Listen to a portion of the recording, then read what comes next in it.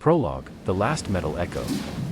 The metallic taste of blood drifted over his tongue long before he understood where it came from. It mingled with the smell of hot oil, wet rope, and the rising stench of fear that settled over the hold like a living thing. The lantern above him swung wildly, its flame slashing frantic arcs across the steel walls, revealing the chaos swallowed by darkness, crates sliding like beasts trying to escape, men scrambling over each other, water foaming black under their boots. Somewhere beneath them, deeper than the engines, deeper than any sane place human boots should walk, something knocked. 3 slow taps, as though knuckles rapped against the inside of the hull. At first he thought it was his own heartbeat hammering in his skull, but no, this sound was colder, sharper, deliberate. The ship groaned. Iron screamed. A wave hit the bow with the weight of a falling cathedral, and the deck tilted hard enough to fling him sideways. His shoulder slammed into a beam. Somebody shouted for help, another shouted to abandon ship. But the words lost their edges in the roar of a sea that did not sound like a sea anymore. The water rose over his knees. Something heavy crashed above. A lantern shattered. Flames hissed, went out. Darkness swallowed everything except the sound from below. Tap. Tap. Tap. He pressed his hand to the wall. It vibrated beneath his palm like the trembling throat of a dying animal. The hull lurched. Cold swallowed him. The last thing he tasted was salt and iron. And then no one tasted anything at all. Chapter 1, A Man Made of Iron Dust. Thomas Hale carried the smell of metal the way others carried perfume or shame. Iron dust settled into the creases of his clothes, the cracks of his skin, the hollow space behind his ribs. In Baltimore's dockyards, people said you could find him even in thick fog, just follow the scent of chain grease and quiet regret. He'd once had a life that didn't smell like a shipyard. A house with warm windows. A wife with warm hands. But influenza took her, the bank took the house, and time slowly took the rest. Only his younger brother remained, thin as a wharf cat and twice as wary. The night before Thomas boarded the Cyclops, his brother stood beside him on Pier 90, shivering inside a coat that belonged to a colder, richer man. "Do you have to go on this one?" the boy asked. Thomas nodded. "If I don't, we don't eat. You said that last time." "I lied better last time." The boy looked up, hurt flickering in his eyes. Thomas pulled him close, awkward and stiff, as if hugging were a foreign language he once spoke but had forgotten. At dawn, he walked up the gangplank of the USS Cyclops, a ship so massive it seemed carved rather than built, as though some ancient titan had shaped it from a slab of iron and left it for humans to misunderstand. The vessel was loaded with manganese ore, gray, coarse, gritty enough to scrape the skin off a careless hand. The ship sagged under the weight of it. Thomas wondered if a thing could look exhausted before it even left port. Captain George Worley paced the deck with the stiff precision of a man afraid his bones might betray him. His uniform fit perfectly. His smile did not. "Report to duty," he said without looking up. His voice was tight, clipped, polished down to a knife edge.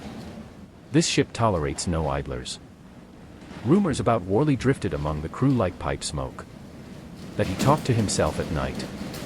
That he once ordered a sailor to stand at attention for so long the man fainted. That he cursed in German under his breath, which in wartime made him either a nervous immigrant or an idiot. Larry Brenton, the ship's signalman and self-proclaimed philosopher of poor decisions, clapped Thomas on the shoulder their first evening. "Don't stare too long at the captain," Larry warned. "Men say you'll forget your name for a week." "I'd take a week's peace," Thomas replied. "That's why you're kind of miserable." Days at sea blurred into the same dull palette, gray sky, gray ore, gray thoughts. The deck groaned under the cargo's weight. Men whispered about how low the bow rode in the water. Thomas worked steadily, methodically, trying to carve order out of monotony. But he kept hearing it. A faint, irregular tapping deep within the hull. Not the rumble of shifting ore. Not the engines. Not waves. Something else. He heard it at night first, thin, metallic, lonely. Then in the early morning, when even the seabirds were too tired to scream. He asked the bosun about it, an old man with hands like knotted cables. "Ships make noises," the old man said without interest. "Not like this. You hear it because you're thinking too much." "I don't think. That's your other problem." But Thomas wasn't the only one. Men exchanged glances in the mess hall, tired, uneasy looks that vanished whenever an officer entered. On the third night, the tapping woke him from a dead sleep. Tink. Tink. Tink. He rose, pulled on his coat, and stepped into the dim corridor.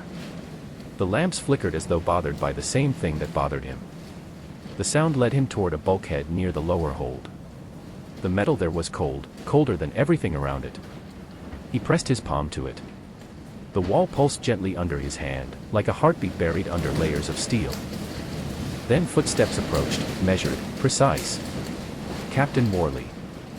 You're awake at an unusual hour, he said. I heard something. You heard the ocean. It wasn't the ocean. Worley stepped closer, his boots silent against the metal floor.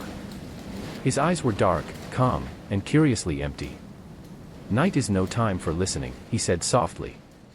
Those who listen too closely hear things that aren't there. Maybe, Thomas replied. But something is tapping. Worley lowered his voice. Not everything that knocks wants to be answered. He turned and walked away without another word. The tapping stopped. But Thomas's heartbeat didn't return to normal for a long, long time. Chapter 2, The Route No One Wanted. The Cyclops' route from Barbados to Baltimore was supposed to be simple, routine, unremarkable, tight schedule, heavy cargo, wartime urgency. The crew joked that the manganese ore mattered more to the Navy than they did. They weren't wrong. From the moment they left port, the air felt wrong, thickened with dust and humidity, humming with the kind of tension that makes sailors check their compasses twice before breakfast. Even the gulls abandoned them early, turning back toward land as if they knew something the humans didn't. The ship creaked more than usual. Men blamed the cargo, but the ore had been loaded the same way dozens of times before. Thomas noticed that instruments at the helm sometimes lagged, flickering half a second behind the ship's movements. The magnetic compass drifted without explanation. The chief engineer cursed the machinery in 3 languages, insisting something was interfering with the electrical systems. 2 days out, a storm warning reached them by radio, a front moving fast, with winds strong enough to twist a freighter's spine. The officers debated turning back, but Captain Worley stood in the chart room like a man arguing with ghosts. This ship is stable, he announced with unnerving certainty. The route is set. We proceed. No one challenged him. Not openly. But in the crew quarters, whispers swelled. Storm's headed to us like it owes us money. You see the way the cargo shifted today. The straps weren't loose yesterday.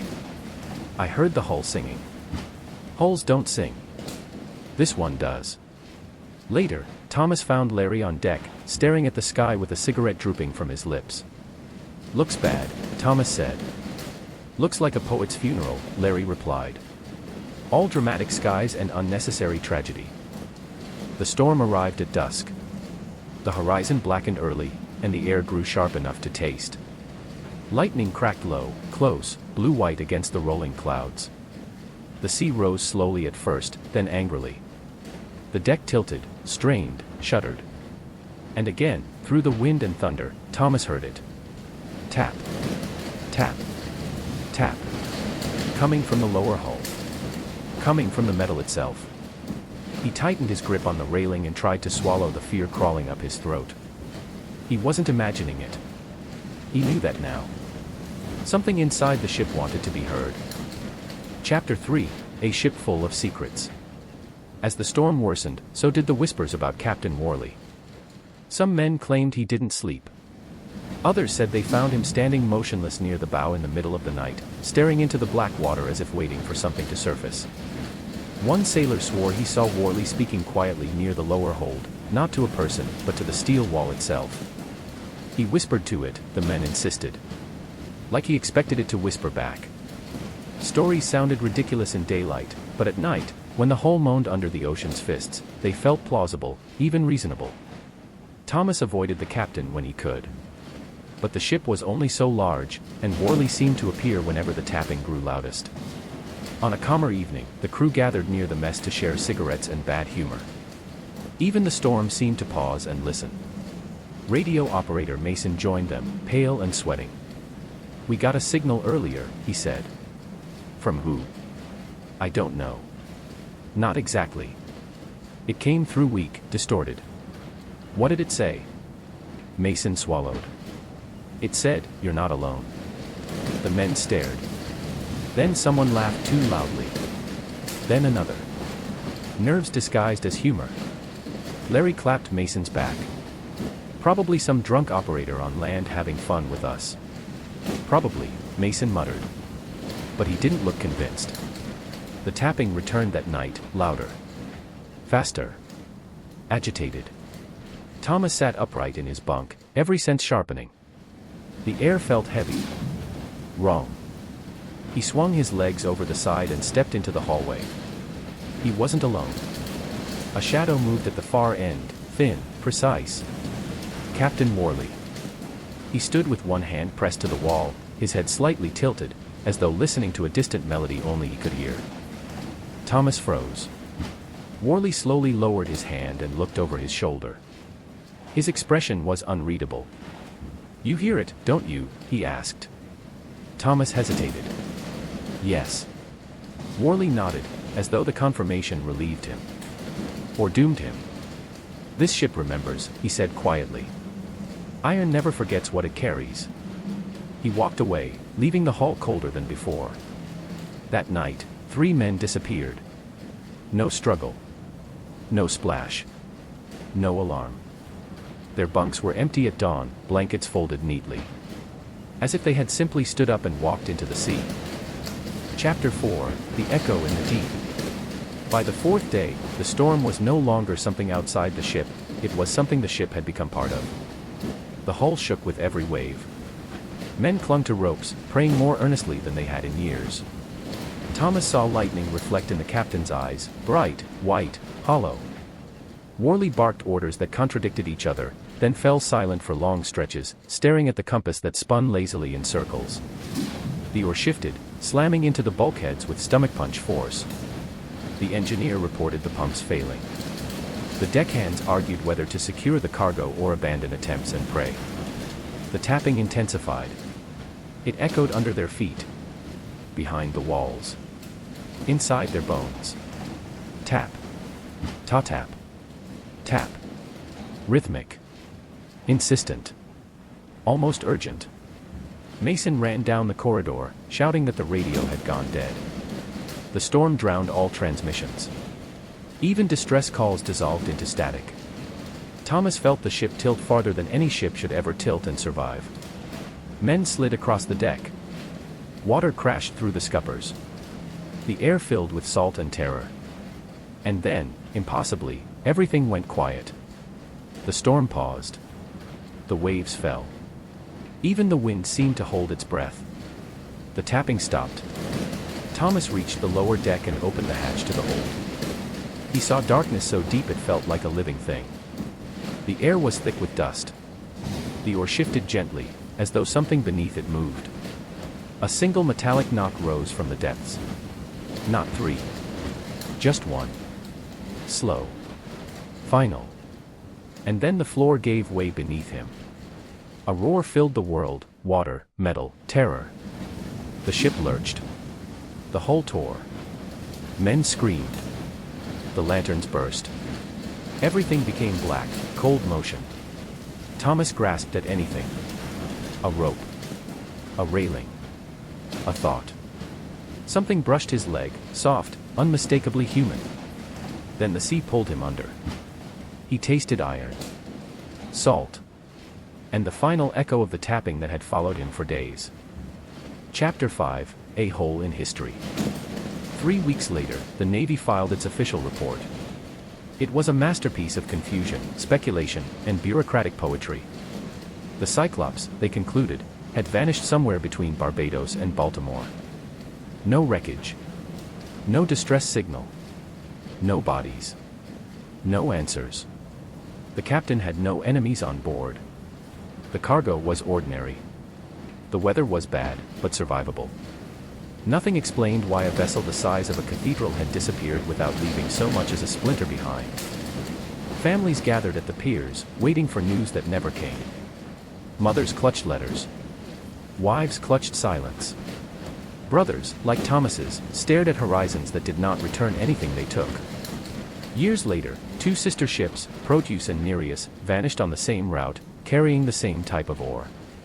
The Navy admitted the coincidence was unfortunate. A word too small for three steel giants erased from existence.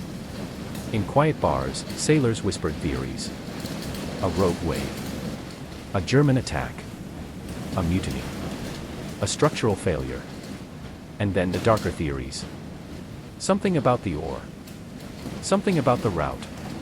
Something about the tapping. Few believed those. None could disprove them. Records remained empty, like the ocean floor where no wreck was ever found. History swallowed the Cyclops whole and politely refused to discuss indigestion. Epilogue: the sea never returns what it takes. Decades passed. The world forgot the names of the men who vanished. New wars replaced old ones. New ships took the same routes. The ocean accepted them all with the same indifference. Thomas Hale's brother grew old waiting for someone who never returned.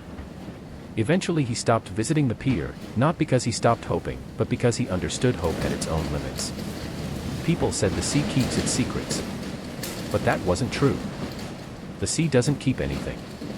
It takes. And takes. And takes. And when it has taken enough, it leaves behind only questions with no voices left to answer them. Sometimes, late at night, sailors on the same route claim they hear a faint tapping on the hull. Just 3 soft knocks. Easy to dismiss. Easy to ignore. Unless, of course, you listen too closely. Then the silence that follows feels a little too deep. A little too familiar. A little too much like the echo of a ship that vanished and refused to drown alone.